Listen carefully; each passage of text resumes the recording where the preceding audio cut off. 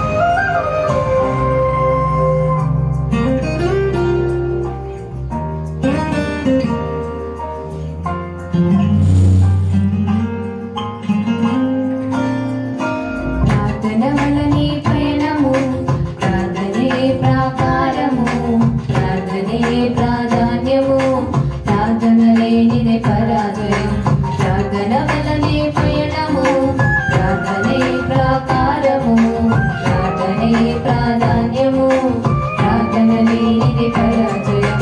ప్రభువా ప్రార్థన నేర్పయ్యా, ప్రార్థించకుండా నేనుండలేనయ్యా. ప్రభువా ప్రార్థన నేర్పయ్యా, ప్రార్థించకుండా నేనుండలేనయ్యా. నీ పాదాలు తడపకుండా నా పయనం సాగదయా, నీ పాదాలు తడపకుండా నా పయనం సాగదయా. ప్రార్థన వలనే పయనము, ప్రార్థనే ప్రాకారము, ప్రార్థనే ప్రాధాన్యము, ప్రార్థన లేనిది పరాజయం.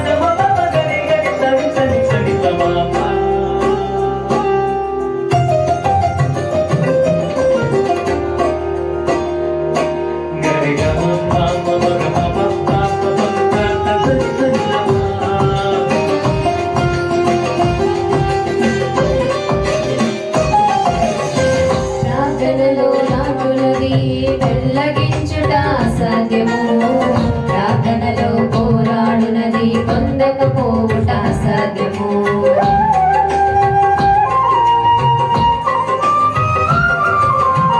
ప్రార్థనలో నాటునది వెళ్ళగించుట అసాధ్యము, ప్రార్థనలో పోరాడునది పొందకపోవుట అసాధ్యము. ప్రార్థనలో ప్రాకులాడినది పతనమవుట అసాధ్యము, ప్రార్థనలో ప్రాకులాడినది పతనమవుట అసాధ్యము.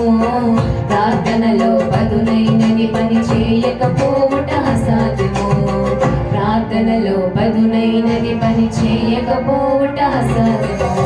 ప్రభువా ప్రార్థన నేర్పయ్యా, ప్రార్థించకుండా నేనుండలేనయ్యా. ప్రభువా ప్రార్థన నేర్పయ్యా, ప్రార్థించకుండా నేనుండలేనయ్యా. నీ పాదాలు తడపకుండా నా పయనం సాగదయా, నీ పాదాలు తడపకుండా నా పయనం సాగదయా. ప్రార్థన వలనే పయనము, ప్రార్థనే ప్రాకారము, ప్రార్థనే ప్రాధాన్యము, ప్రార్థన లేనిది పరాజయం.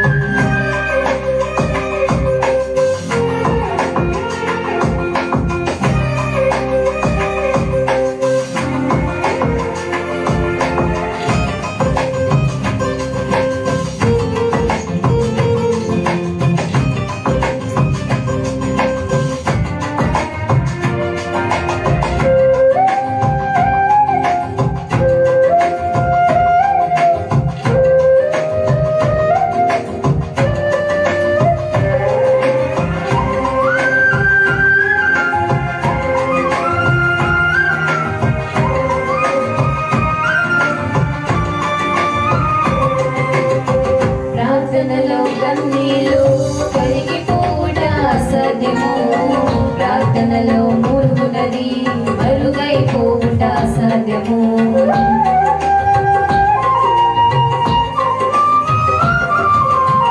ప్రార్థనలో కన్నీళ్ళు కరిగిపోవుట అసాధ్యము, ప్రార్థనలో మూలుగునది మరుగైపోవుట అసాధ్యము. ప్రార్థనలో నలిగితే నష్టపోవుట అసాధ్యము, ప్రార్థనలో నలిగితే నష్టపోవుట అసాధ్యము. ప్రార్థనలో పెనుగులాడినది పడిపోవుట అసాధ్యము, ప్రార్థనలో పెనుగులాడినది పడిపోవుట అసాధ్యము. ప్రభువా ప్రార్థన నేర్పయ్యా, ప్రార్థించకుండా నేనుండలేనయ్యా.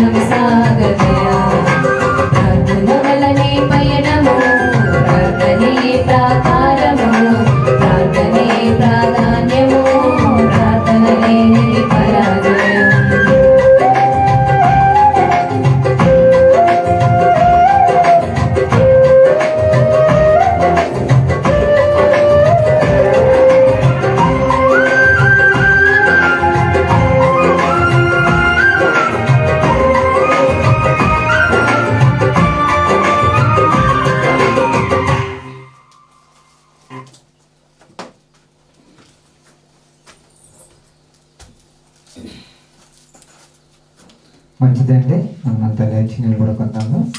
ఆన్లైన్ వచ్చి గాడ్లీ అఫర్మేషన్ వచ్చి శుద్ధ వినిపిస్తుంది.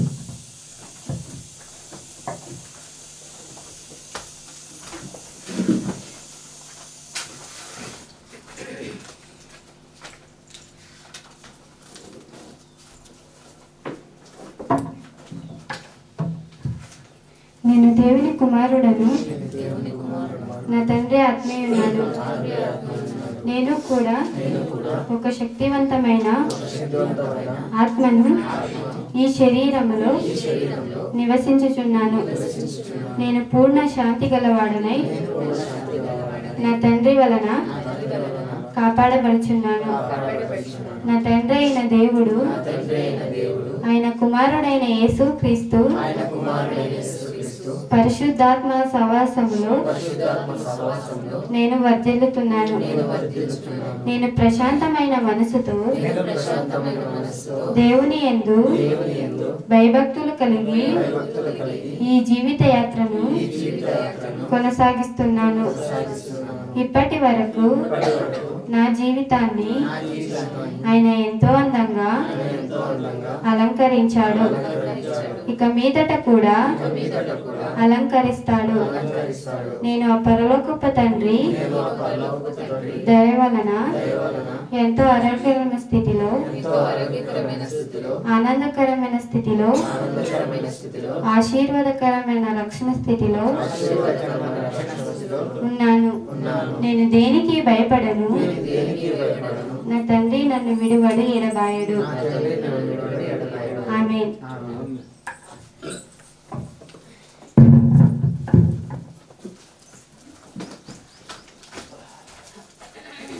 మంచిగాను. ఈ సమయానందు వాక్యం ప్రకటించబడుతుంది. అదేవిధంగా ఈ సమయాన్ని గీతకి అప్పగిస్తున్నాను.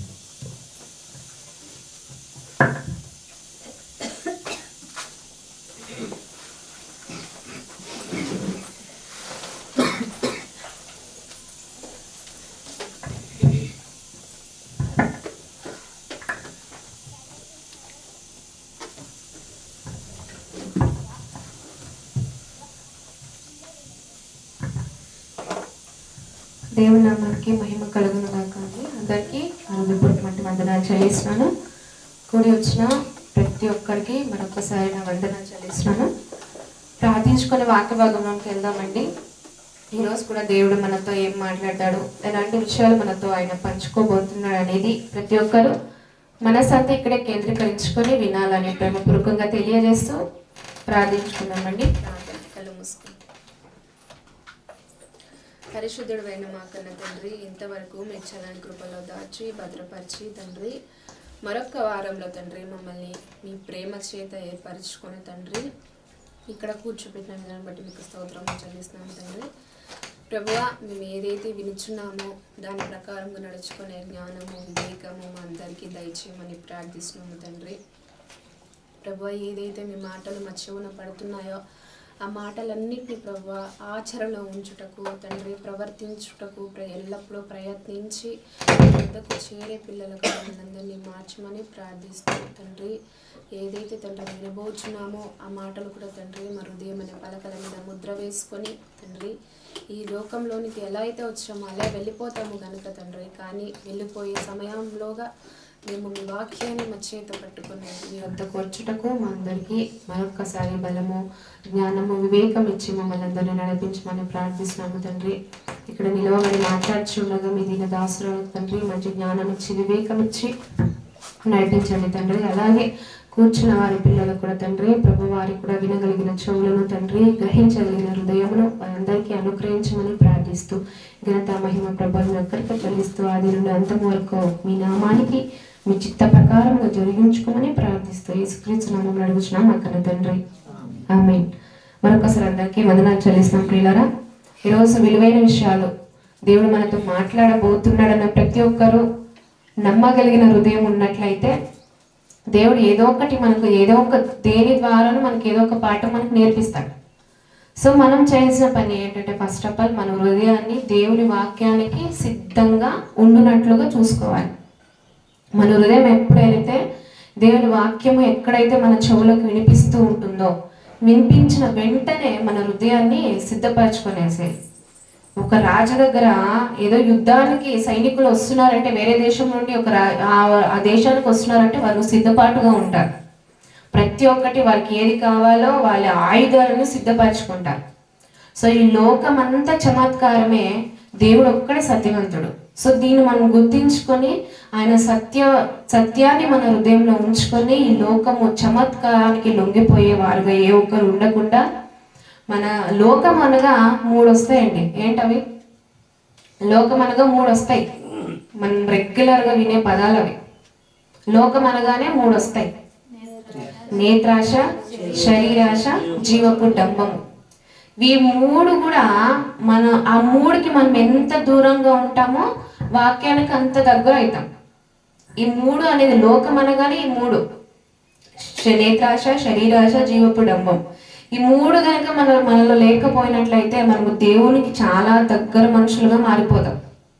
అలాంటి వారుగా మనం ఉండాలని ఈరోజు కూడా కొన్ని విలువైన మాటలు మనం నేర్చుకున్నట్లయితే ప్రియులారా, ఇప్పుడు మనం చెప్పాము నేత్రాశ, శరీరాశ, జీవపు డంబం. అందులో ఒకటి మనం తీసుకున్నట్లయితే చాలా ప్రాముఖ్యమైనది నేత్రాశ. నేత్రకు ఆశ. నేత్రాశ అంటాం. నేత్రకు ఆశ. ఆశలు రావడం సహజమే, కానీ ఆశలు చాలా దుర్మార్గంగా మారడం అది ప్రమాదకరమైన విషయం. నేత్రాలకు ఆశ ఉంటుంది, ఆశలు, దాన్నే నేత్రాశ అంటాం. సో ఈ నేత్రాలకు వచ్చే ఆశలు ఏంటి? నేత్రము అనగా ఆ కన్ను మనకు నేర్పించే పాఠం ఏంటి? కన్ను అనేది ఏంటి? ఎందుకు మనకు దేవుడు 2 కన్నులు ఇచ్చి ఆ కన్నుల ద్వారా మనకు ఒక పాఠాన్ని ఎందుకు నేర్పించడం అనేది ఈరోజు అదే విషయం మనం మాట్లాడుకునేట్ల ప్రియులారా. మత్తయి సువార్త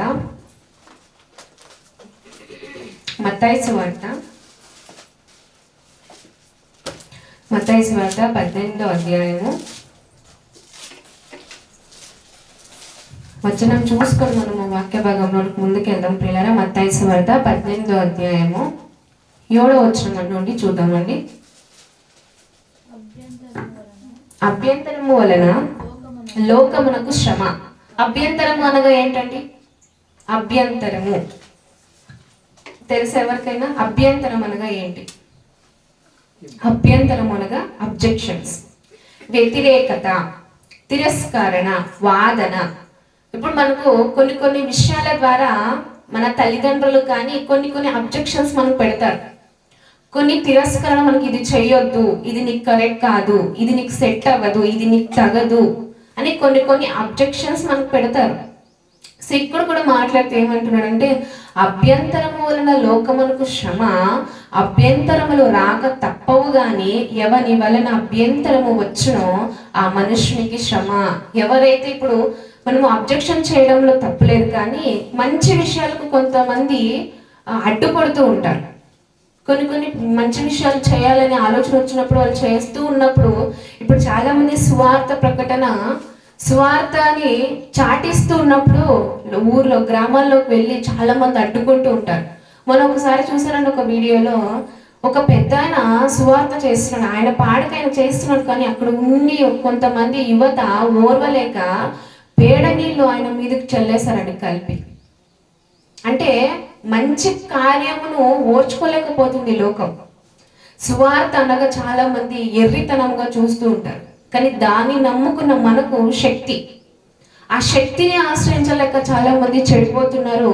ఆయన పాడకైనా చేస్తూ ఉంటే సువార్తను వారు దాన్ని ఓర్వలేక, అరే వాళ్ళ దేవుని వాళ్ళు ఎందుకు ప్రకటించుకుంటున్నారు, మనకెందుకు, మన విశ్వాసం అనేది వాళ్ళ విశ్వాసం వాళ్ళది, అలా అనుకోవట్లేదు చాలా మంది. దాన్నే అభ్యంతరపరుస్తున్నారు అని ఇక్కడ చెప్తుంది.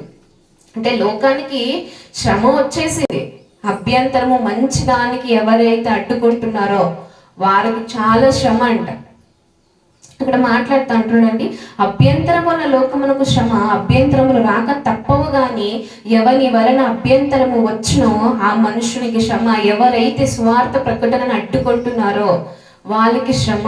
అలాంటి లోకంలో ఎవరైతే దేవుని వాక్యాన్ని ముందుకు వెళ్ళనివ్వక చేస్తున్నారో అలాంటి వారికి శ్రమ అని ఇక్కడ మాట్లాడుతున్నాడు.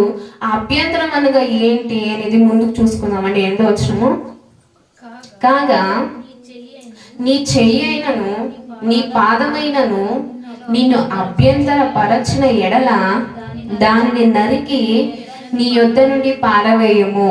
ఇప్పుడు మన చెయ్యి కానీ మన పాదం కానీ అభ్యంతర పరిస్తే, అబ్జెక్షన్ చేసింది అనుకోండి, దాన్ని నువ్వు నరకే అంటున్నాడు. మరి నరికేసుకుందామండి, మనము నరికేసుకుందామా? అభ్యంతర పరుస్తుంది ఏదో విషయాల్లో, నరికేసుకుందామంటే మనం ఎలా తీసుకోవాలి దాన్ని? ఆత్మీయ రూపంలో మనం తీసుకోవాలి. నరికేసుకోనగానే నువ్వు గొడ్డలు తీసుకుని లేదా మొచ్చు తీసుకుని నరికేసుకుని పక్కకు పారేసి నీకు అది అభ్యంతర పరుస్తుందని దేవుడు ఇక్కడ చెప్పట్లేదు. మనకు చెప్తున్న మాట ఏంటంటే, కాగా నీ చెయ్యి అయినను నీ పాదమైనను నిన్ను అభ్యంతర పరచినలా దానిని నరికి నీ యొద్ద నుండి పారవేయము. 2 చేతులను 2 పాదములను కలిగి నిత్యాగ్నిలో పడవేయబడుట కంటే కుంటివాడగుడు అంగహీనుడవును జీవములో ప్రవేశించడం నీకు మేలు. నువ్వు నీ 2 పాదాలు నువ్వు కలిగి 2 చేతులు నువ్వు కలిగి లోకంలో నువ్వు పాపంలో బ్రతుకుతూ ఉండటం కంటే దాన్ని ఏదైతే నీకు అభ్యంతర పరుస్తుందో దాన్ని నువ్వు తీసేసి పక్కకు తీసేసి ఒక కాలుతో ఒక చేతితో నువ్వు దేవునిలో పరలోకంలో ప్రవేశించడం మేలు అని ఇక్కడ వాక్య భాగం సెలవిస్తుంది. అందుకే అంగహీనులు ఎవరైతే కుంటివారు, గుడ్డివారు, చేతులు కాళ్ళు లేనివారు, పోలియో స్థితిలో ఉన్న వాళ్ళు నిజంగా వారు వెళ్ళలేని చోట్లకు వెళ్ళలేరు, వెళ్ళకూడని చోట్లకు వారు వెళ్ళలేరు. ఇప్పుడు కన్నులు కనిపించలేని వాళ్ళు ఎవరైనా ఉన్నారు అనుకోండి, వారు పాపాన్ని అంత ఈజీగా చూసి ఆకర్షించబడడానికి వాళ్ళకి ఛాన్స్ లేదు. సో వాళ్ళు బెటర్ అండి. కళ్ళుండి మనము తప్పులు చేస్తున్నారు. కళ్ళు లేక కూడా లేకున్న కొంతమంది కళ్ళుతో చాలా మంది పాపం చేస్తున్నారు. అంటే కళ్ళు అనేది చాలా ప్రధానమైనది మన అవయవాల్లో.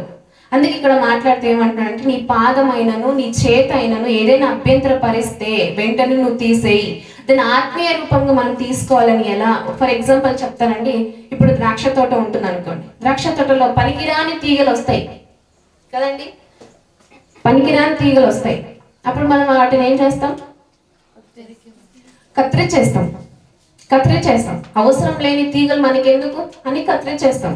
సో నీకు అవసరం ఏదైతే అవసరం లేని కార్యానికి నీ చేయి కానీ నీ పాదం కానీ దాన్ని ప్రయత్నించే విధంగా దానికి లోబడే విధంగా నీకు చెయ్యి కానీ కాలు కానీ ఏదైనా ప్రవర్తిస్తుందేమో దాని ఆత్మీయ రూపంగా దాన్ని నువ్వు కట్ చేసే అని చెప్తుంది వాక్యం. దాన్ని నువ్వు కట్ చేసేది. నువ్వు 2 కాళ్ళు 2 పాదాలు నువ్వు కలిగి నువ్వు దేవుని రాజ్యంలో ప్రవేశించడం కంటే కుంటివాడయి గుడ్డివాడయి నువ్వు దేవుని రాజ్యంలో ప్రవేశించడం మేలు, నీకు మిన్న అని వాక్య భాగం సెలవిస్తుంది. సో దాన్ని మనము మరొకసారి చదువుకుందామండి. నీ పాదమైనను నిన్ను అభ్యంతర పరిచినలా దాన్ని నరికి నీ యొద్ద నుండి పారవేయము. 2 చేతులను 2 పాదములను కలిగి నిత్యాగ్నిలో పడవేయబడుట కంటే కుంటివాడ అగునే అంగహీనుడవుగునే జీవములో ప్రవేశించడం నీకు మేలు.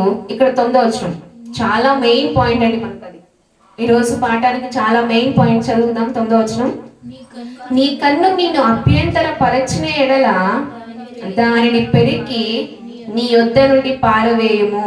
ఇప్పుడు పెరికేద్దామండి. చాలా చెడు అనేది పెరిగిపోయింది ఈ రోజులో.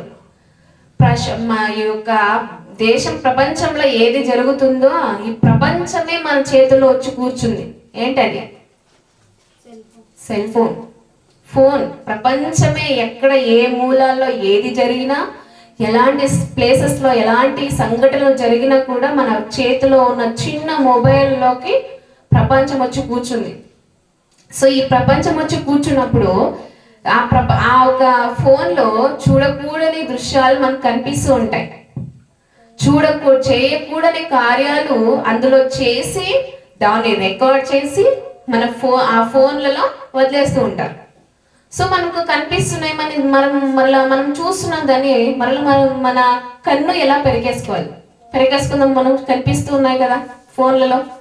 లేదా చెడు కార్యాలు మన కళ్ళతో మనం చూస్తున్నాం కదా, పెరిగేసుకుందాం. ఒకటి కాదండి, మనోనేత్రము అనేది ఒకటి ఉంది. ఎక్కడ ఉంటుంది అది? మన హృదయంలో ఉంటుంది. మన హృదయానికి మనోనేత్రము అనేది ఒకటి ఉంటుంది.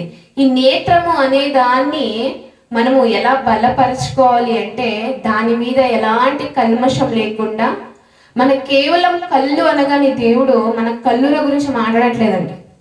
మన హృదయం ఉన్న ఒక మనోనేత్రం గురించి ఇక్కడ మాట్లాడుతున్నాడు. ఆ మాటను మనం అర్థం చేసుకోవాలి. నీ కన్ను నేను అభ్యంతరపరిచిన దాన్ని పెరికి నీ యొద్ద నుండి పారవేయము. 2 కన్నులు కలిగి అగ్ని గల నరకములో పడవేయబడుట కంటే 1 కన్ను కలిగి జీవంలో ప్రవేశించడం నీకు మేలు. 2 కళ్ళతో నువ్వు తప్పులు చేసి పాపము చేసి చూడకూడని దృశ్యాన్ని నువ్వు చూసి దేవుని రాజ్యంలో నువ్వు ప్రవేశించడం కంటే 1 కన్ను పెరిగేసుకో, అప్పుడు నీకు దేవునిలో రాజ్యంలో వచ్చుటకు ఎంతో నీకు మేలు అని ఇక్కడ వాక్య భాగం సెలవిస్తుంది. అంటే మన మనోనేత్రముకున్న మన హృదయం అనుకున్న మనోనేత్రము ఎలా ఉంది, కల్మషం దానికి అంటుకుని ఉందా లేదా, దాని నుండి లోకం నుండి మనము ఆ మనోనేత్రానికి దూరంగా ఉన్నామా లేదా అనేది ఆలోచించుకున్నట్లయితే ప్రియులారా, కళ్ళు అనేవి మన భౌతికంగా మనం ఆలోచించినట్లయితే కళ్ళు చాలా ప్రధానమైనవి మనకు, మన దేహానికి. ఈ కళ్ళు అనేవి మెదడుకు సమాచారాన్ని నరాల ద్వారా, కన్నుల నరాల ద్వారా మెదడుకి సమాచారాన్ని అందిస్తుందంట. అంటే ఈ మెదడు కంటే గొప్పదైనది కళ్ళు. ఈ కళ్ళు ఎందుకు ఆయన ప్రేరేసుకున్నాడు, ఎందుకు నువ్వు ఆ పాపము చేసే ఆ పాపపు కన్నులతో నువ్వు ప్రవేశించడం కంటే 1 కన్ను పెరిగేసుకుని 1 కన్నుతో దేవుని రాజ్యంలోనికి ప్రవేశించడం మేలు అని ఎందుకు అన్నాడు అనేది మరో మాటలో మనం చూసినట్లయితే లూకా సువార్త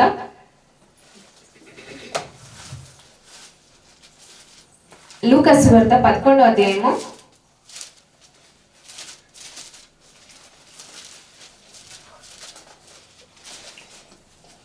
11వ అధ్యాయము 34వ వచనం అండి. 34వ వచనం. నీ దేహమునకు దీపము నీ కన్నే గనుక నీ కన్ను తేటగా నుంటే నీ దేహమంతయు వెలుగుమయమై ఉండును. ఇక్కడ చెప్తున్న మాట ఎందుకు మనకు మన దేహానికి ఎంత ప్రధానమైనది అంటే, మన దేహానికి దీపం ఏంటి? కన్ను. సో ఈ కన్ను ప్రధానంగా మనం తీసుకున్నట్లయితే, నీ దేహమునకు దీపము నీ కన్నే గనుక నీ కన్ను తేటగా ఉంటే నీ దేహం అంతయు వెలుగుమయముండును. మన కన్నులంట తేటగా ఉండాలంట. తేటగా అంటే ఎలా అంటే, 2 నదులు ఉన్నాయనుకోండి, ఒక నదిలో బాగా బురదతో చెత్తతో పేరుకుపోయింది, ఇంకో నది ఉంది బాగా తేటగా ఉంది, నీళ్లు బాగా మన మొహం దానిలో కనిపిస్తుంది చూస్తుంటే. దేని చాయిస్ తీసుకుంటాం అన్నప్పుడు మనము? తేటగా ఉన్న నీళ్ళను మనం తీసుకుంటాం. అది ఇంత భౌతికంగా మనం ఆలోచించినప్పుడు అంత ఈజీగా తేటగా ఉన్న దాన్ని మాత్రమే మనం తీసుకుంటున్నాం కదా. మరి మన కన్నులతో మనం ఎందుకు మన దేహానికి దీపమై ఉన్న కన్నుని మనం ఎలా దాన్ని శుద్ధీకరించుకుంటున్నామండి? మన దేహానికి దీపము కన్ను అనే దేవుడు చెప్పడు ఇక్కడ. నీ కన్ను తేటగా నుండి నీ దేహమంతయు వెలుగుమయముండును. మన కన్నులు తేటగా ఉండినట్లయితే మన దేహం అంతా వెలుగుగా ఉంటుందంట. ఇప్పుడు ఈ బల్బ్స్ ఇక్కడ లేవనుకోండి, ఎలా ఉంటుంది? ఇక్కడ చీకటిగా ఉంటుంది. వాక్యం అనే మనోనేత్రము కలిగిన నీ హృదయంలో ఉన్న ఆ కన్ను, వాక్యము లేకుంటే ఎలా అయితే ఇక్కడ బల్బ్స్ లేకుండా చీకటిగా ఉంటుందో, మన హృదయం కూడా అలానే చీకటితో కమ్ముకుపోతుంది. సో కాబట్టి వెలుగుమయముండును, అది చెడినదైతే నీ దేహమును చీకటిమయమై ఉండును. కాబట్టి నీలో నుండి వెలుగు చీకటి అయి ఉండక చూచుకొనుము. మనలో చీకటి ఉందా, వెలుగు ఉందా? దేనికి మనము స్థానం ఇచ్చాము? దేనికి మన హృదయంలో పెద్దపీట వేసాం? దేనికి మనము పెద్దపీట వేసాం అనేది మనం ఆలోచించుకోవాలి. ఇక్కడ నేను చాలా క్లిష్టంగా మాట్లాడుతున్న విషయము మనోనేత్రం గురించి. మన మనోనేత్రం కేవలం మన కళ్ళులు కాదు, కానీ మన హృదయంలో ఉన్న ఆ కన్నుకి మనం మనము పంపిస్తున్నాం, ఏ వాక్యాలను ఎలాంటి విషయాలు మనం పంపిస్తున్నాం అనేది మనం ఆలోచించుకోవాలండి. మరి ఇక్కడ మన దేహం అంతయు అది వెలుగుమయముండును, అది చెడినదైతే నీ దేహమును చీకటిమయమై ఉండును. కాబట్టి నీలో నుండి వెలుగు చీకటి అయి ఉండక చూచుకొనుము. మనలో ఉన్న వెలుగు మరలా వెలుగులోనికి చీకటికి నువ్వు మార్గాన్ని ఎంచుకుంటున్నావేమో, దేవుళ్ళకి వచ్చి మరలా నువ్వు తప్పిపోయే స్థితిలోనికి జారిపోతున్నావేమో ఆలోచించుకోవాలండి. దేవుడు ఆల్రెడీ మనకు వెలుగుని పరిచయించాడు. నీ దేహానికి కన్ను నీ దీపం అని చెప్పాడు. సో ఈ దీపాన్ని మనం ఎలా కాపాడుకుంటున్నామండి? ఏ విషయాలను చూసి, దేన్ని చూసి, ఎలాంటి కార్యాలు చేసి మనం కాపాడుకుంటున్నాం? అందుకే మనం చీకటికి ఎంత మాత్రం చోటు ఇవ్వకుండా, కాబట్టి నీలో నుండి వెలుగు చీకటి అయి ఉండక చూచుకొనుము, ఏ భాగమైన చీకటి కాక నీ దేహమంతయు. 36వ వచనం చూద్దామండి. ఏ భాగమైన చీకటి కాక నీ దేహమంతయు వెలుగుమయమైతే, ఏ భాగంలో ఏ భాగమైనను సరే దాని చీకటితో నింపుకోకుండా వెలుగుమయం అయితే, దీపము తన కాంతి వలన నీకు వెలుగిచ్చినప్పుడు ఎలాగుండునో అలాగు దేహమంతయు వెలుగుమయమై ఉండునని చెప్పెను.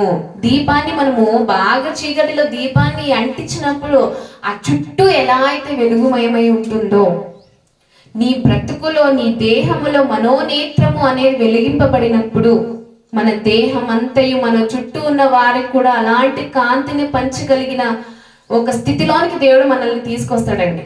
సో ఫస్ట్ ఆఫ్ ఆల్ మనకు ఉండాల్సింది ఏంటంటే, మన దేహమునకు దీపమై ఉన్న మన కన్నులు పవిత్రంగా పరిశుద్ధతగా ఉండాలి. మనం ప్రతిరోజు పరిశుద్ధతగా ఉండాలి అనుకుంటే సరిపోదండి.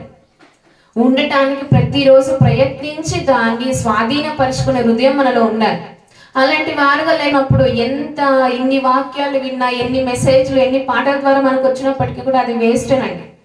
సో మనం చేయాల్సిన పని ఏంటంటే, విన్నదాన్ని బట్టి ఇప్పుడు ఒక కొవ్వొత్తును మనం వెలిగించినప్పుడు అది కరిగిపోతూ వెలుగునిస్తుంది. సో జీవితాన్ని దేవుడు మనకు వెలిగించాడు. మనం కరిగిపోతే ఇతరులకు మాదిరికరంగా మన కాంతిని పంచే విధంగా మనము ముందుకు వెళ్ళేవారుగా ఉండాలి, దేవుని పిల్లలుగా. అలాంటి వారుగా ఉంటే మాత్రమే మన దేహమంతయు మన జీవితం అంతయు దీపము ఎలా అయితే కాంతినిచ్చే రీతిగా ఉంటుందో, అలాగే మన దేహంకున్న మన మనసుకున్న మనోనేత్రపు కన్ను వెలిగింపబడితే, మన మనోనేత్రాలు వెలిగింపబడితే ఇతరులకు మాదిరికరంగా మనము మన జీవితాన్ని కాంతిని పంచగలుగుతాం. సో అలాంటి వారుగా ఉండాలని కోరుకుంటూ మరో మాట చూద్దామండి. మత్తయి సువార్త 6వ అధ్యాయము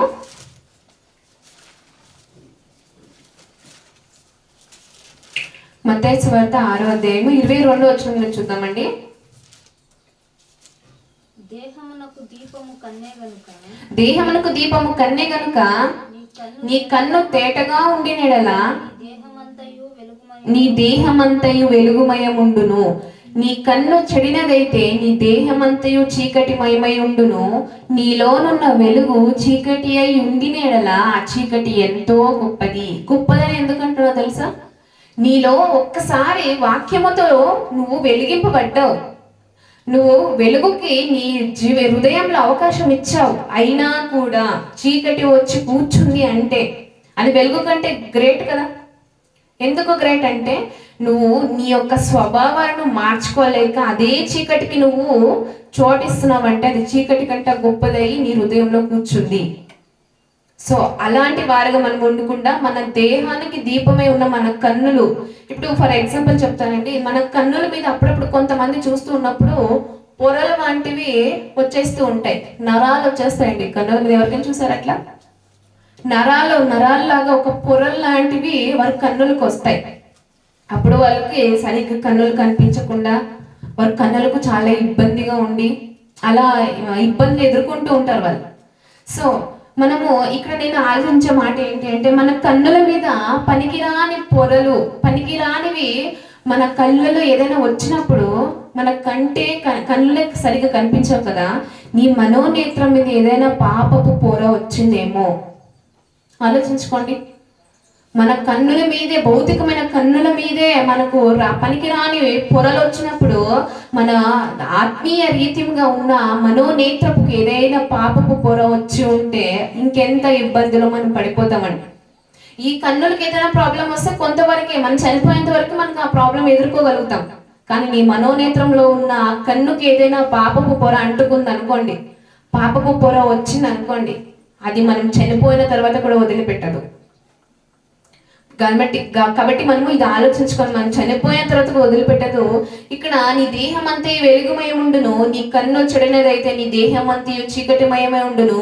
నీలోనున్న వెలుగు చీకటి అయి ఉండినేలా ఆ చీకటి ఎంతో గొప్పది. ఎవడును 2 యజమానులకు దాసుడుగా నుండనేరడు. ఇక్కడ ఎందుకన్నాడంటే, ఎవరి ఇద్దరికి, ఇప్పుడు ఒక రాజు ఉన్నాడు అనుకోండి, ఆ రాజుకి 2 దాసులు ఉంటారు అనుకోండి. ఇద్దరు యజమానులు ఒకే దాసుడు ఉన్నాడు. ఇద్దరు యజమానులు ఉన్నారు, ఒకే దాసుడు ఉన్నారు. కానీ ఆ ఇద్దరు రాజులు యజమానులు ఆ దాసుడు ఒక్కరినే ప్రేమిస్తారు. ఎందుకో తెలుసా? ఇద్దరు స్వభావాలు ఒకలాగా ఉండవు. ఒకరి స్వభావం ఒకరికి కఠినంగా ఉంటే ఒక యజమానికి చాలా మంచి హృదయం కలిగి ఉంటుంది ఆ యజమానుడికి. సో ఈ దాసుడు ఎవరిని ప్రేమిస్తాడంటే మంచిగా ఎవరైతే ఉన్నారో నా యజమానుడు పర్లేదు, నన్ను చాలా బాగా చూసుకుంటాడు, నన్ను చాలా బాగా చక్కదిద్దుతాడు. కానీ ఈ యజమానుడు చాలా కోపిష్టి, చాలా కోపంగా ఉంటాడు, కోపంగా మాట్లాడతాడు, మృదుత్వం అనేది ఆయనలో లేదు అన్నప్పుడు, కానీ అలాంటి దాసుడు ఒక్కరినే ప్రేమించగలుగుతాడు. సో నువ్వు చీకటిని నీ హృదయంలో ఉంచుకొని వెలుగుని నీ హృదయంలో ఉంచుకున్నావంటే దేని నువ్వు ప్రేమిస్తున్నావు? ఆలోచించుకో ఒకసారి. దేని నువ్వు ప్రేమించుకొని నీ హృదయంలో ఉంచుకున్నావు? ఒకే దాసుడు ఇద్దరు యజమానులు ఎంత మాత్రం ఇష్టపడ్డు, ఒక్కరిని ఇష్టపడతాడు. సో మనం కూడా ఇద్దరిని ఎంత మాత్రం ఇష్టపడకూడదండి, ఒక్కరిని ఇష్టపడాలి. ఒక్కరికి మాత్రమే మన హృదయంలో చోటు ఇవ్వాలి. అది వెలుగై ఉన్న క్రీస్తు ప్రభువుకి మాత్రమే తప్ప ఇంకెవరికి మన హృదయంలో చోటు ఉండకూడదు. అలాగా ఎవడును ఇద్దరు యజమానులకు దాసుడుగా నుండనేరడు. అతడు ఒకని ద్వేషించి ఒకని ప్రేమించును, లేదా ఒకని పక్షముగా నుండి ఒకని తృణీకరించును. మీరు దేవునికి నీ సిరికి నీ దాసులుగా నుండనేరరు. చీకటి అనగానే చాలా పాపపు కార్యాలు అందులోనికి వస్తాయి. వెలుగు అనగానే కేవలం దేవుడు ఒక్కడే వస్తాడు. మంచితనము, చాలా నీతి, చాలా వస్తాయి మంచితనం అనగానే. అలా మనం చీకటికి మన హృదయంలో చోటు ఉందా లేదా, మన వెలుగుమయమై ఉన్నామా చీకటి మయమై ఉన్నామా అని మనం ఆలోచించుకోవాలి. ఆ దాసుడు ఎలా అయితే ఒక్కరికి మాత్రమే దాసుడుగా ఉండడానికి ఇష్టపడతాడో, నువ్వు ఎవరికి దాసుడుగా ఉంటున్నావు, ఎవరికి దాసురాలుగా ఉంటున్నావు ఆలోచించుకోవాలండి. మనం అలాంటి వారుగా ఉంటే మాత్రమే తప్ప మన హృదయంలోనికి వెలుగు అనే దానికి మనము పెద్దపీట వేయలేం. సో కాబట్టి మనము ఫస్ట్ ఆఫ్ ఆల్ మన హృదయంలో ఉన్న మనోనేత్రాన్ని మనం ఎలా వెలిగించుకుంటున్నాం, వాక్యంతో వెలిగించుకుంటున్నామా? వెలిగించుకున్న తర్వాత కూడా చీకటి కార్యాలకు లొంగిపోయే వారుగా ఎవరైనా ఉన్నారేమో ఆలోచించుకోవాలి, గ్రహించుకోవాలి, సరి చేసుకోవాలి, దాన్ని తిత్తుకొని మరలా దేవుని వైపుకు తిరగాలి. అలాంటి వారుగా ఉంటే మాత్రమే మనము పరలోక రాజ్యానికి వెళ్ళగలుగుతాం. చెప్పాను కదా ఇందాక, కన్ను పొరలు ఎలా అయితే వచ్చినప్పుడు ఇబ్బంది పడతారో, మన మనోనేత్రానికి ఏదైనా పాపపు పొర వచ్చిందంటే దాన్ని ఎలా తీసేసుకోవాలి అని ఆలోచించుకోవాలి. మరొకటి మనం చూద్దామండి, కీర్తనల గ్రంథము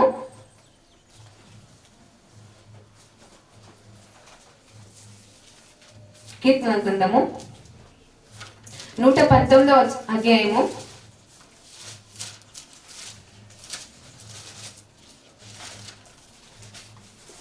119వ అధ్యాయము 37వ వచనం అండి.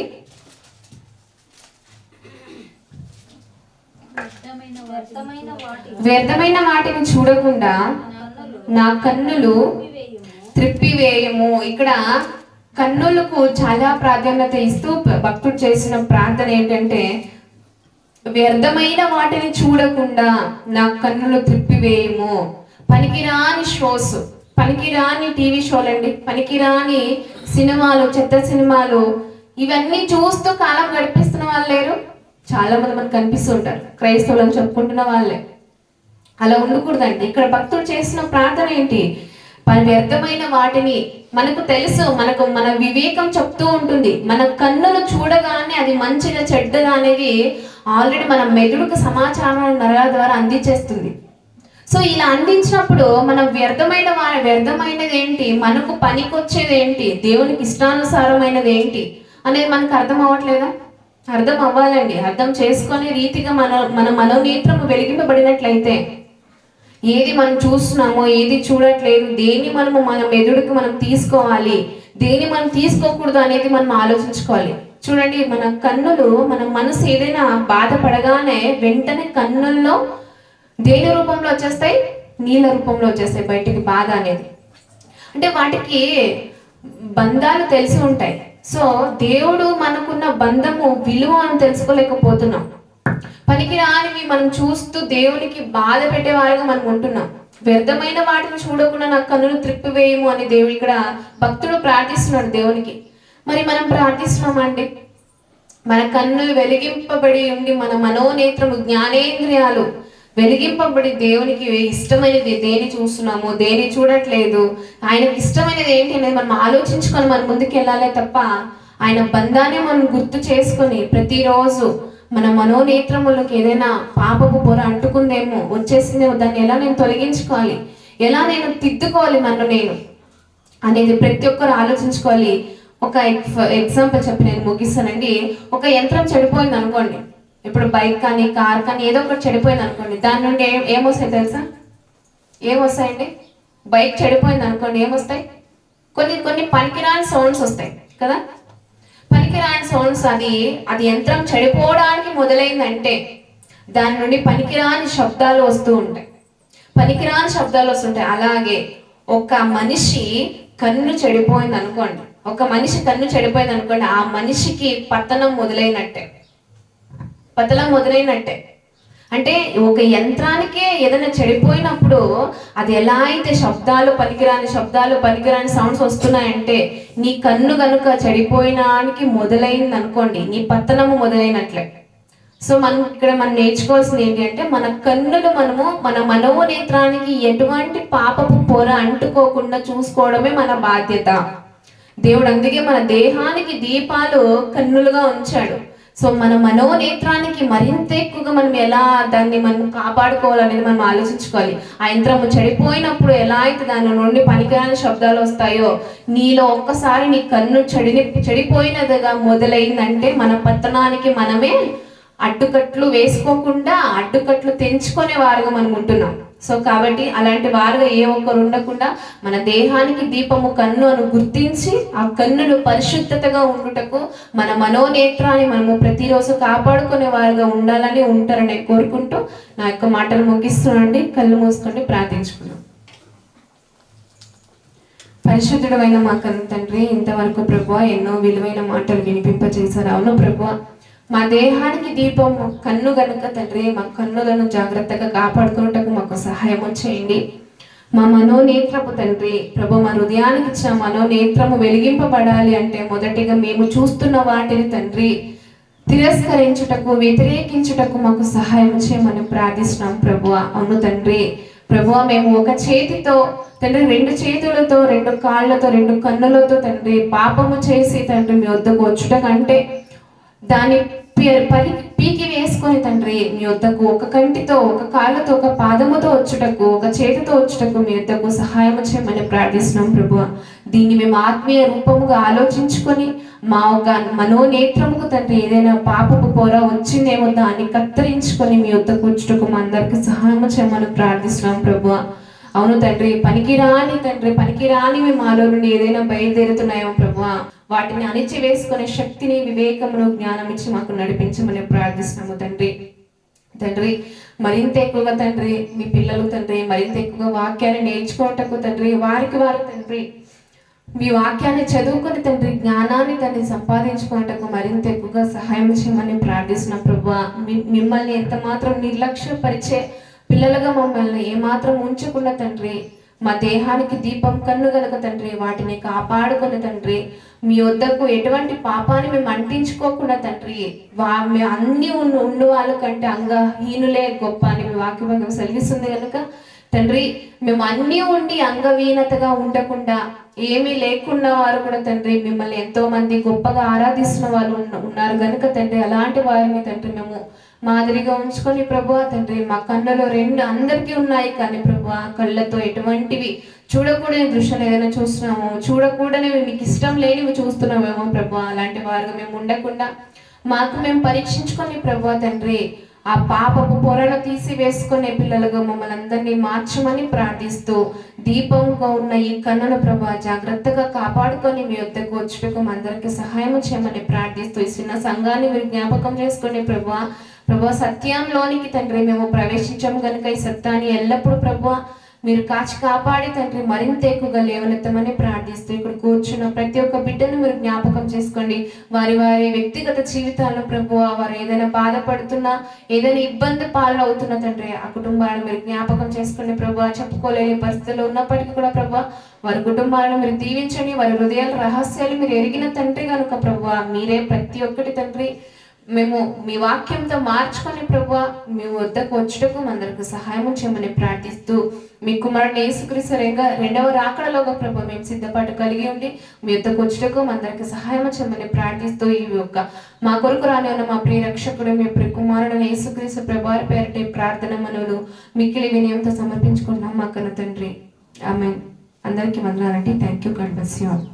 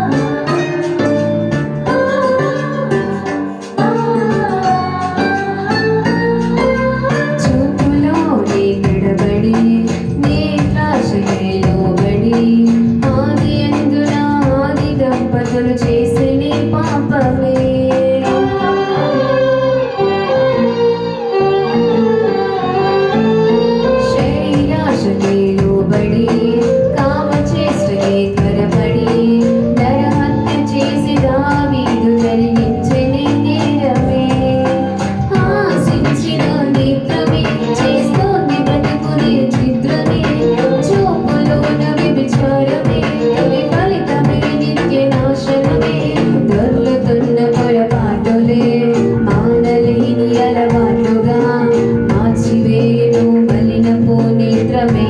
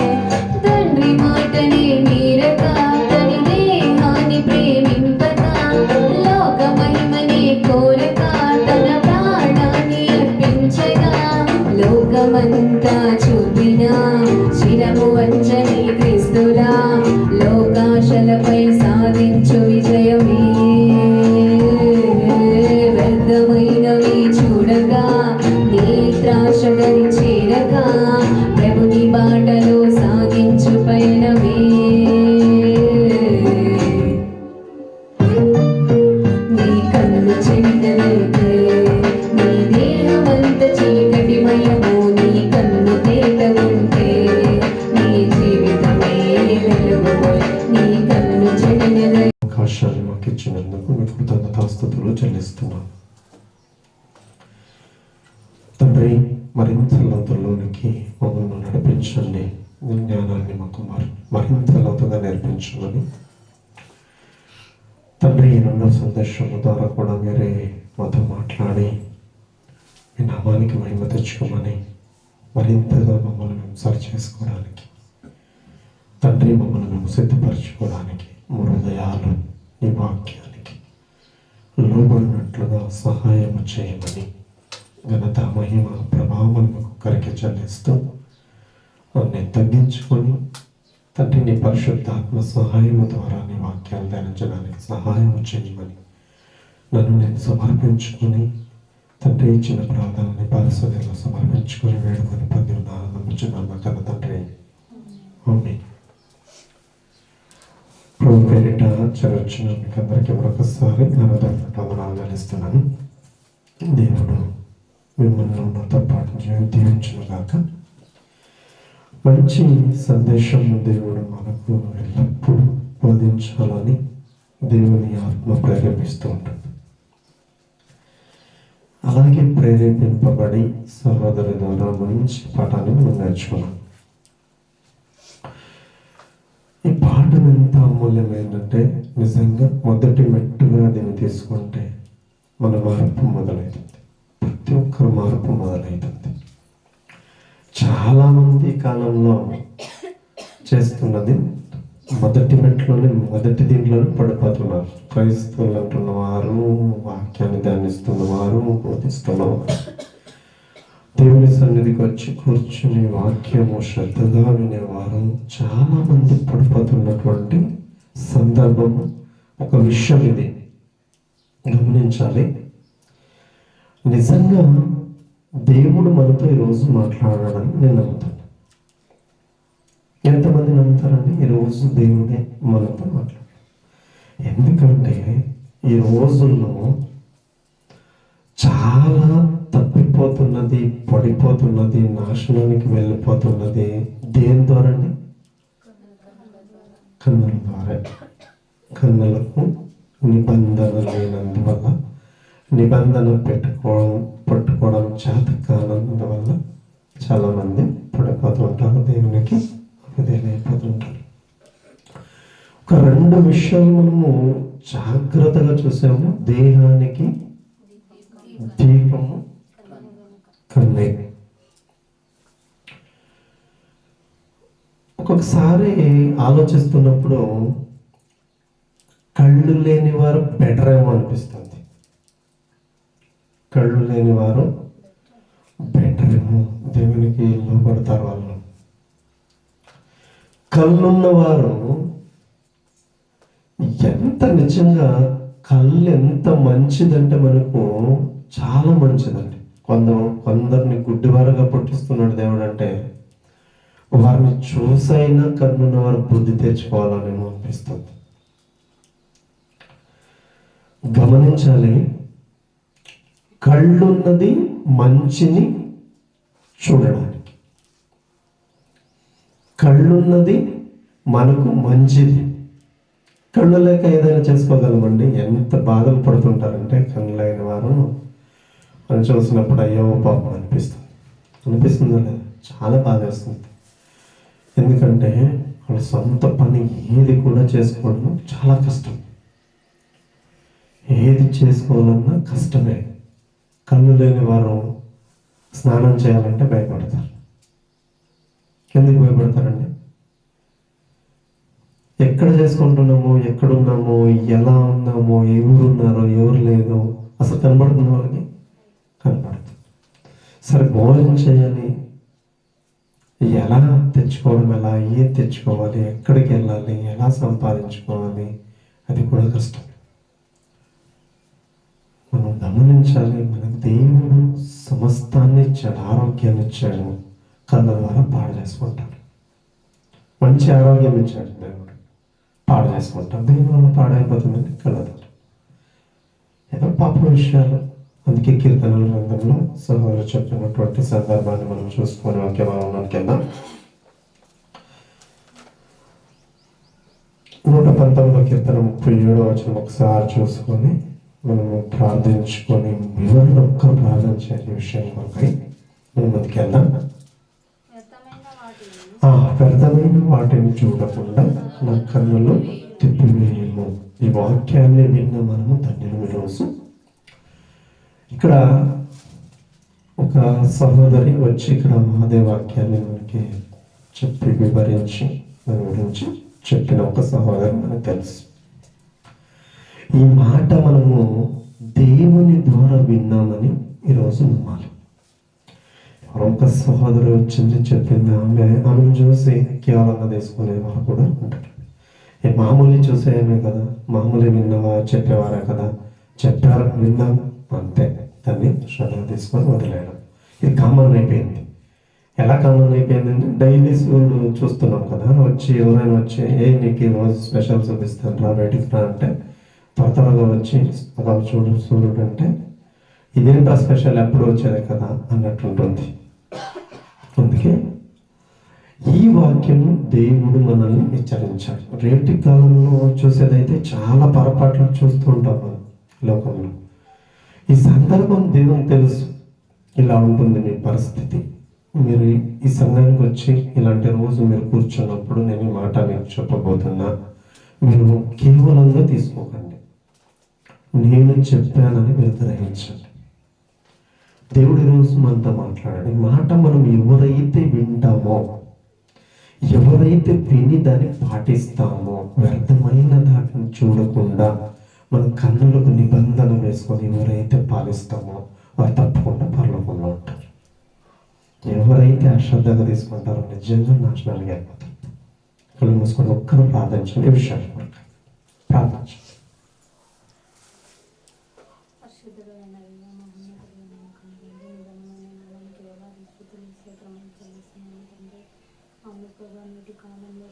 కన్ను ద్వారా ఎంతో మంది చెడిపోతున్నారు ప్రభు. కనీసం తండ్రి నీ మాటలు విని తండ్రి విశ్వాసంలోనే చెప్పుకుంటున్నాం మేము తండ్రి, మేము సరి చేసుకోవడానికి నీ వాక్య సహాయం ద్వారా తండ్రి ఈ రోజున మా ద్వారా మాట్లాడినందుకు వందనాలు చెల్లిస్తున్నాము తండ్రి. నీ యొక్క మాటలకు అనుగుణంగా మేము నడుచుకుని తండ్రి మా కన్నుని పరిశుద్ధపరుచుకుంటూ మా దేహానికి కన్ను కనుక ప్రభు, ఆ కన్నున్న తండ్రి మేము జాగ్రత్తగా చూసుకుంటూ ప్రభు తండ్రి ఏది చూడాలో ఏది చూడకూడదు అనేది పరిపక్వత కలిగి తండ్రి మేము నీ యొద్దకు రావడానికి ప్రభు మమ్మల్ని నడిపించండి, బలపరచండి తండ్రి. అవును ప్రభు, మేము చెడును చూడకుండా ప్రభు మంచిదే చూడడానికి సహాయం చేయమని మీ పరిశుద్ధాత్మ సహాయం ద్వారా తండ్రి మాకు ముందుగా అనుగ్రహించినందుకు వందనాలు చెల్లిస్తూ ఘనత మహిమ ప్రభావం మీకు ఒక్కరికే చెల్లిస్తూ ముందున్న సమయం అంతా తండ్రి మీరే నడిపించి బలపరిచి భద్రపరచమని నేను తగ్గించుకుంటూ నేను అమ్మనే కుక్కడి స్వీకరిస్తున్నాము వేడుకొండినా మా కన్న తండ్రి. ఏం చేయాలంటే మనం రేపు నుంచి వ్యర్థమైన వాటిని చూడకుండా ప్రతిరోజు లేచినప్పుడు ప్రార్థనతో దైవాన్ని నిబంధన కలిగి జీవించాలి. నిజంగా వినిన వాక్యం వ్యర్థం కాకూడదని పాటించాలి. ఏం చేయాలండి?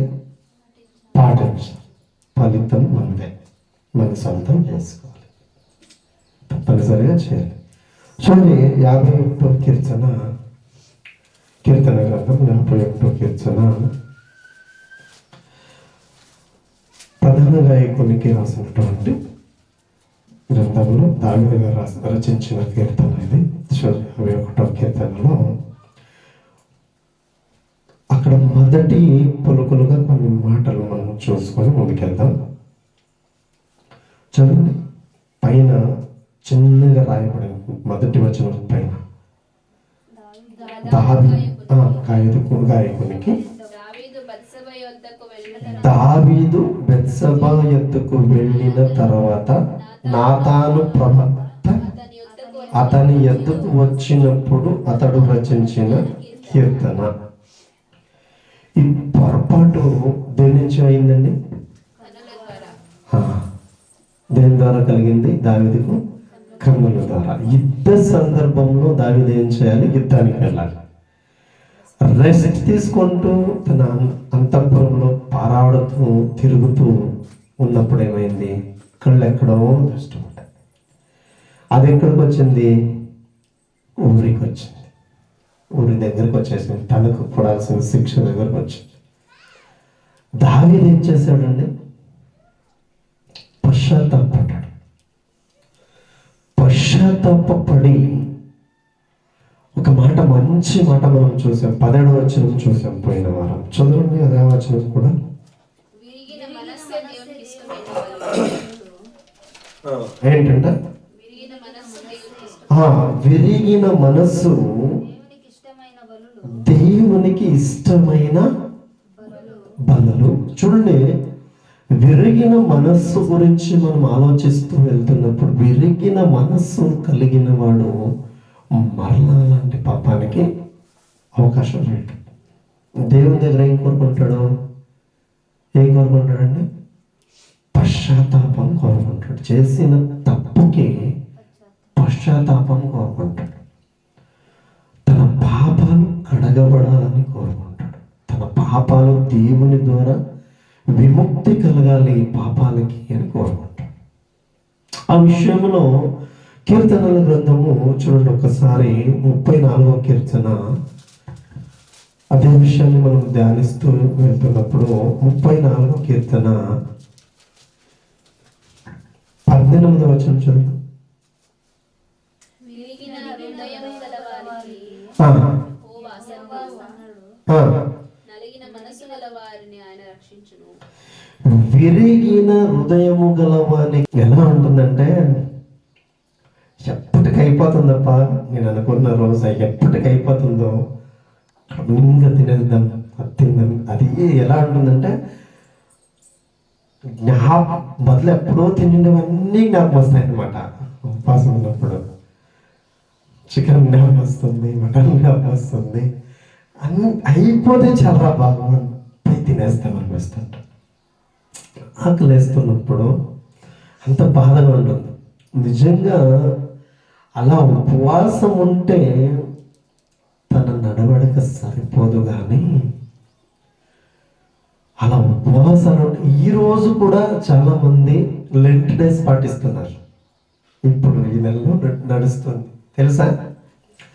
లెంట్ డేస్ పాటిస్తున్నారు. ఎలా పాటిస్తున్నారంటే 40 రోజుల ఉపవాసం.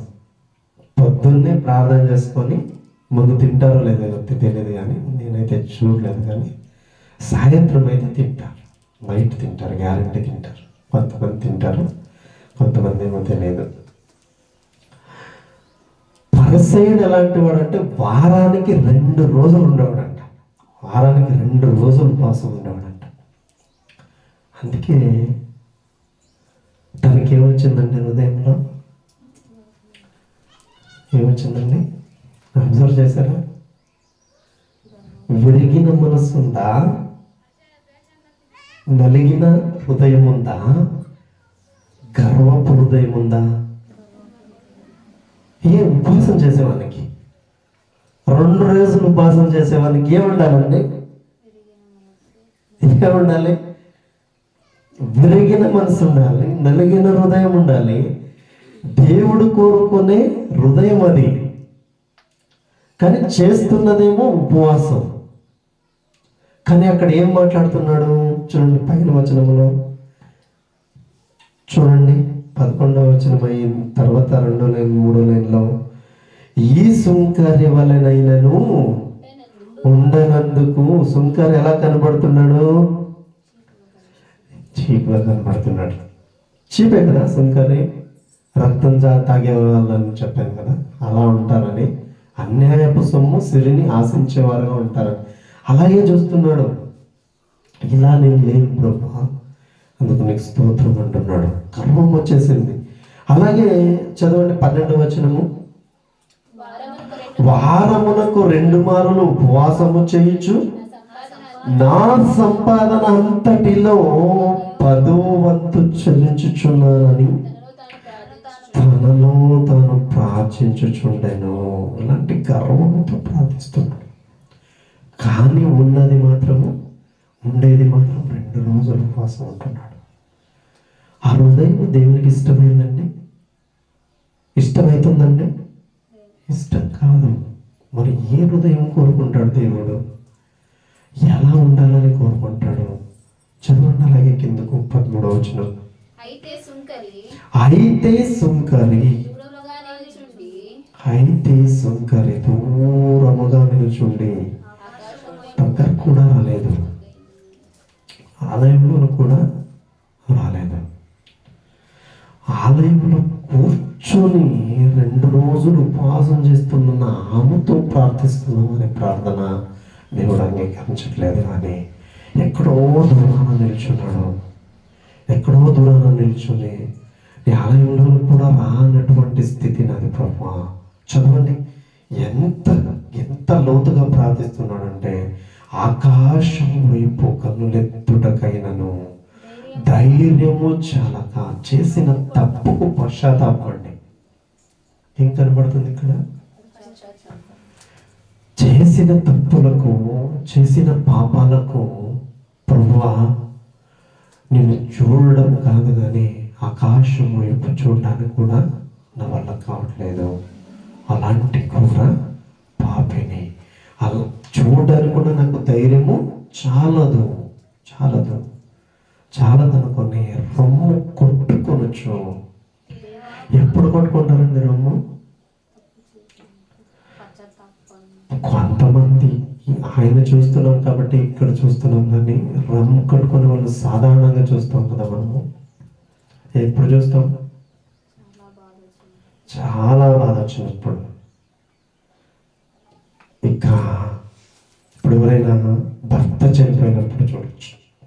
గాఢంగా ప్రేమిస్తున్నటువంటి భార్య భర్త చనిపోయినప్పుడు, తన పిల్లలు చనిపోయినప్పుడు, తల్లి కావచ్చు, తండ్రి కావచ్చు, తల్లిదండ్రులు చనిపోయినప్పుడు పిల్లలు కావచ్చు, ఎలా ఏడుస్తారండి వాళ్ళు?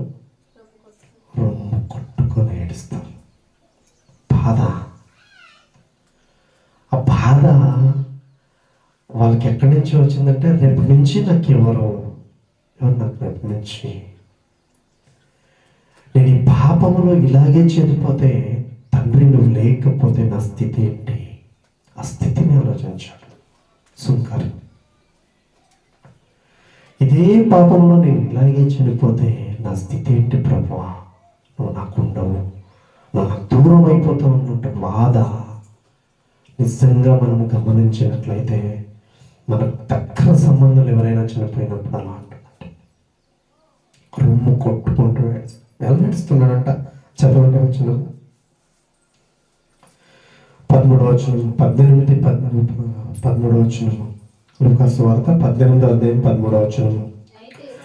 అయితే సుంకరి దూరముగా నిలుచుండి ఆకాశం వైపు కన్నులెత్తుటకైనను ధైర్యము చాలక, దేవుని చూడడం కాదు కానీ ఆ దేవుడు ఉన్నటువంటి స్థలాన్ని చూడడానికి కూడా భయపడుతున్నాడు.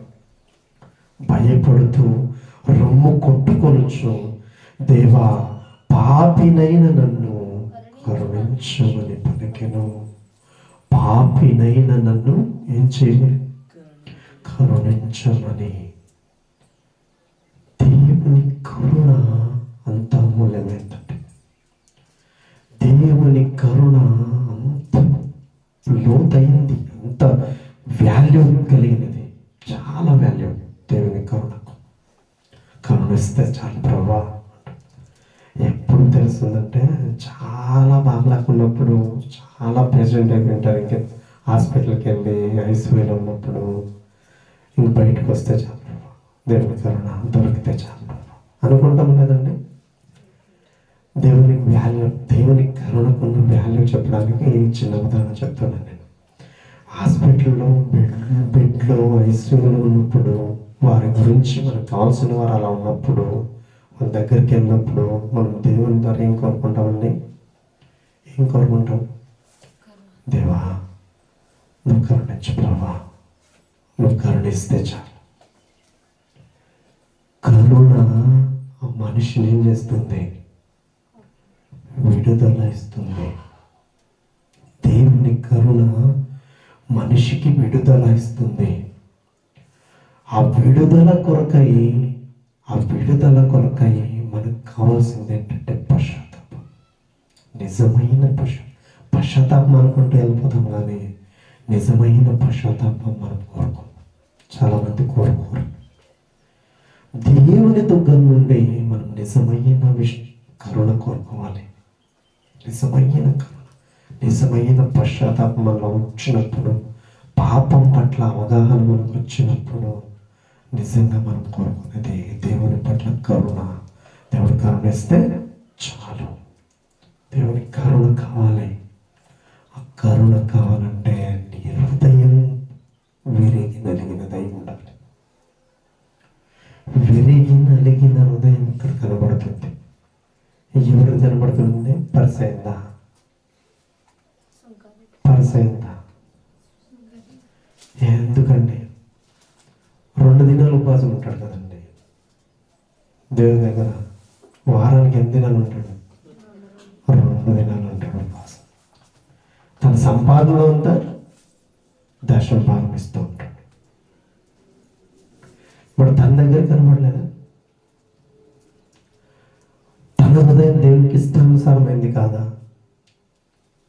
ఇష్టానుసారంగా కనబడుతుంది ఇక్కడ లేదు. ఆకాశం వైపు చూడడానికైనా ధైర్యము చాలక రొమ్ము కొట్టుకొనొచ్చు. పాపినైన నన్ను కరుణించు. ఏం కోరుకుంటున్నాడు? సుంకర్ ఏం కోరుకుంటున్నాడండి? కరుణించమని కోరుకుంటున్నాడు. దేవుని కరుణ కోరుకుంటున్నాడు. నేటి సందర్భంలో ఏమైపోయిందంటే నడిచిపోతుందండి. ఎలా ఉన్నా నడిచిపోతుంది. కొన్ని విషయాలు మనం గమనించినప్పుడు ఎక్కువ దేవుని వాక్యంతో ఎవరైతే ఇక్కడ గర్జిస్తుంటారో, గద్దిస్తుంటారో, బుద్ధి చెప్తుంటారో అక్కడికి వెళ్ళాలంటే కొంతమందికి ఏమవుతుంది? ఇష్టం ఉండదు. ఎవరైతే మాయ మాటలు చెప్తూ ఏదో తన కామెడీలు చేస్తూ ఏదేదో చేసి ఉల్లాసింపజేసి ఉత్సాహింపజేసి నగిపించి, కొన్ని సంఘాల్లో అయితే విపరీతంగా నవ్వుతూ ఉంటారు. చూసారండి? చూసారు? ఫుల్ కామెడీ షో మించిన వాళ్ళ చూసాం మనం. నేను చూశాను. ఒకరోజు ఒక చర్చ్కి వెళ్తే నైట్ ప్రేయర్కి ఇన్వెస్ట్ చేసి ఉంటే వెళ్ళాను. 1 గంట సేపు నడిపించాడు ఆయన. 1 గంట సేపు పర్లేదు ఏదేదో సినిమా డైలాగ్ నడిపించి కామెడీలు చేసి విపరీతం. ఎలా ఉన్నారంటే సంఘంలో ఉత్సాహంగా ఉన్నారు, ఉల్లాసంగా ఉన్నారు. ఏ ఒక్కరు కూడా కన్ను రెప్ప కూడా వేయట్లేదు. వాక్యం వచ్చింది, వాక్యం తీసుకున్నారు. ఒక్కరు వాక్యం చెప్తుంటే ఒక్కొక్కరు ఒక్కొక్క మూలకు వాలిపోయారు. ఒక్కరు చూస్తే అలా పడిపోయారు, ఇంకొకరు చూస్తే ఇలా పడిపోయారు. అంతవరకు కామెడీ రుచి చూస్తున్నంత వరకు ఒక్కరు కూడా నిద్రపోని వారు. మెసేజ్ వచ్చేసరికి, వాక్యం చెప్తున్నప్పుడు ఒక్కొక్కరు ఒక్కొక్క సైడ్ పడిపోయారు. దుష్టుడు దేవుని మాట లోపలికి వెళ్ళకుండా చేస్తుంటాడు. దుష్టుడు చేసే పని ఏంటంటే దేవుని మాట లోపలికి వెళ్ళకుండా. పరిసయ్యుడు ఉపవాసం ఉండొచ్చు, దేవుని మనసు తెలియదు. పరిసయ్యుడు దశమ భాగాలు ఇవ్వచ్చు, దేవునికి ఏది ఇష్టమో తెలియజేస్తున్నాడు. సుంకరి తన పాపాలన్నీ ఆలోచించాడు, చేసిన తప్పులన్నీ ఆలోచించాడు. ఇదే తప్పులతో నేను ఇలాగే ఉంటే నేనెంత మాత్రము దేవునికి ఇష్టడుగా ఉండలేను అనుకున్నాడు. పశ్చాత్తాపడ్డాడు, వేడుకుంటున్నాడు, ప్రభా నన్ను కరుణించుము, నన్నించే కరుణించుము, రక్షించుము, నన్ను కాపాడు. నీతో ప్రార్థన చేయడానికి కూడా అర్హుడే కాదు, నన్ను కరుణించు. ఇలాంటి ప్రార్థనలు కరువైపోయాయి కదా. పశ్చాత్తాపంతో నిండినటువంటి ప్రార్థనలు కరువైపోయాయి. మనం చేయాల్సిన పని, నిజంగా చేసిన తప్పులు మనకు అవగాహన వచ్చినప్పుడు వాటిని గురించి దేవునితో, ప్రభువా నేను పాపిని, తప్పు చేశాను, తప్పు చేస్తున్నాను, నన్ను క్షమించు, నీ కరుణ నాకు కావాలి, నీ దయ నాకు కావాలి, నువ్వు ఇష్టపడేటువంటి హోమం నా హృదయములో చేరగాలి, విరిగి నలిగిన మనస్సు నాలో ఉండాలి, అది నీకు ఇష్టమైన బలియాగం. అలాంటి స్థితిలో నన్ను నిలబెట్టు. నేటి కాలంలో చెడిపోయిన లోకంలో ఉన్నామండి. ఈ లోకంలో నిజంగా చాలా చెడిపోయినటువంటి లోకం ఈరోజు చూస్తున్నాము. కనబడేది ఏది చూసినా పాప ప్రపంచమే సహోదరు చెప్పినట్టు మన చేతిలోకి వచ్చేస్తుంది. పాప ప్రపంచము మన చేతిలో వచ్చేసి తెచ్చి పెట్టేశాడు దుష్టుడు. అలాగే ఇవన్నీ ఎరిగిన దేవుడు కూడా తన ప్రభావము చేత ఒక్కొక్క మనిషిని ప్రేరేపించి ఒక్కొక్క సందర్భానుసారంగా దేవుని వాక్యం కూడా మనకు వస్తుంది, హెచ్చరిస్తుంది, గద్దిస్తుంది, బుద్ధి చెబుతూ వస్తుంది. ఇలాంటి పాపపు లోకములో నువ్వు జాగ్రత్తగా ఉంటావు. ఈ చుట్టూ చెడిపోయిన లోకంలో నువ్వు జాగ్రత్తగా ఉంటావు. నీ కళ్ళు జాగ్రత్త, నీ ఆలోచన జాగ్రత్త, నీ ఆలోచన చూపు జాగ్రత్త. ప్రతి ఒక్క విషయంలో దేవుడు మనల్ని హెచ్చరిస్తూ నడిపిస్తున్నాడు. ఆయన తెలుసు ఇలాంటి రోజులు వస్తాయి. ఇలాంటి రోజుల్లో నన్ను నమ్ముకున్న వీటిని నా ఆలయంలోకి వస్తా కూర్చుంటారు, నా మాటలు వింటారు.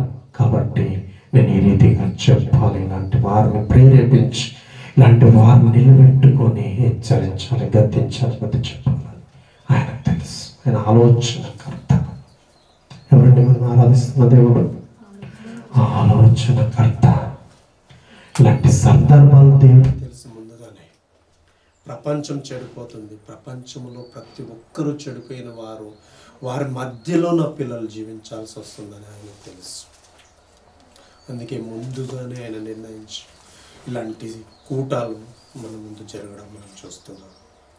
ఎన్నో సందర్భాల్లో దేవుని వాక్యాలు మనల్ని హెచ్చరించడం మనం గమనిస్తున్నాం. గమనించబడుతున్న మనము నేర్చుకోవాలి, పశ్చాత్తాపం పడాలి. మనము చేసిన తప్పులకు మనం పశ్చాత్తాపం పడినప్పుడు ఆయనకి ఇష్టమైన బలియాగాలుగా మనము సమర్పించుకుంటాం. అలాంటి ధన్యతలోనికి దేవుడు మనల్ని నడిపించును కాక. కళ్ళు మూసుకొని ప్రార్థించుకోవాలి. పరిశుద్ధుడు, మహాపరిశుద్ధుడు అయిన మా కన్న తండ్రి, నిఘనమైన మహోన్నతమైన సర్వోన్నతమైన మమ్మల్ని కోటి స్తోత్రాలు ఉన్నాను. ఎన్నో విషయాల ద్వారా మమ్మల్ని హెచ్చరిస్తున్నారు, గద్దిస్తున్నారు, బుద్ధి చెప్తున్నారు. ఎందుకంటే మీ కరుణ మాకు అవసరం కాబట్టి తండ్రి, మేము కరుణింపబడడం మీకు ఇష్టం కాబట్టి తండ్రి, దుష్టుని ఆలోచనలన్నీ లయపరచి తండ్రి, నీ ఆలోచనలు తండ్రి మా పట్ల నెరవేరినట్లుగా మమ్మల్ని మేము సరి చేసుకొని లోకంలో నీతిగా, యథార్థవంతులుగా, పరిశుద్ధులుగా జీవించాలంటే ఎన్నో విషయాలు మాకు నేర్పించాలి. పరిశుద్ధత మీకు ఇష్టం గనుక, పరిశుద్ధుడు మీరు గనుక, మేము కూడా పరిశుద్ధులుగా ఉండాలని మీరు కోరుకుంటున్నారు గనుక ఈ విషయాల్లో, ఈ ప్రయాణంలో, ఈ ఆత్మీయమైనటువంటి యాత్రలో మా స్థితి మేము గమనించుకొని ఏం చేస్తున్నామో, ఏం చేయాలో, ఏం చేయకూడదో ప్రతి ఒక్క విషయాన్ని తండ్రి సంఘంలో మాకు బుద్ధి చెబుతున్నారు, హెచ్చరిస్తున్నారు, గద్దిస్తున్నారు, బుద్ధి చెబుతున్నారు. నేర్చుకునే వారుగా మమ్మల్ని మార్చండి. వినయం కలిగి, విధేయత కలిగి మమ్మల్ని మేము తగ్గించుకొని నైనా సుంకపు ప్రార్థన తండ్రి, సుంకపు వాడి ప్రార్థన ఎంత బలమైందో, ఎంత పశ్చాత్తాపం కలిగినదో తండ్రి నేటి కాలంలో మాకు వివరించారు తండ్రి. మేము నేర్చుకున్న ఈ సందర్భాన్ని తండ్రి నీ వైపు చూడడానికి, నీతో ప్రార్థన చేయడానికి తండ్రి, ఆకాశం వైపు చూడడానికి కూడా ధైర్యం చాలనటువంటి పశ్చాత్తాపం ఎంత బలమైందో తండ్రి నేర్చుకున్నాం తండ్రి. అలాంటి బలమైన ప్రార్థన చేశాడు కనుక నీతివంతుడుగా అక్కడి నుంచి వెళ్ళాడు ప్రభువా. ముందు వచనాల్లో చూసేదైతే అతను ముందుకెళ్ళినప్పుడు నీతివంతుడుగా అక్కడి నుంచి వెళ్ళాడని చూసాము.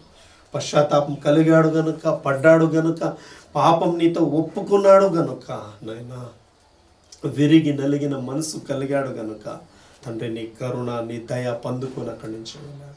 అలాంటి వారుగా సంఘములకు వచ్చిన ప్రతి ఒక్కరిని మార్చండి తండ్రి చేసిన తప్పులు తిద్దుకొని యథార్థవంతులుగా నీతివంతులుగా ప్రవర్తించడానికి సహాయం చేయండి. ప్రతి ఒక్కరిని బలపరచండి, వాక్యము ద్వారా బలపరిచి భద్రపరచమని సమస్త ఘనత మహిమ ప్రభావములన్నీ మీరు ఒక్కరికే చెల్లిస్తూ ఈ ప్రార్థనని పాద సన్నిధిలో సమర్పించుకుంటూ తండ్రి చిన్న సంఘముగా ఉన్న సంఘాన్ని బలపరచండి, భద్రపరచండి, నీ వాక్యంలో స్థిరపరచండి.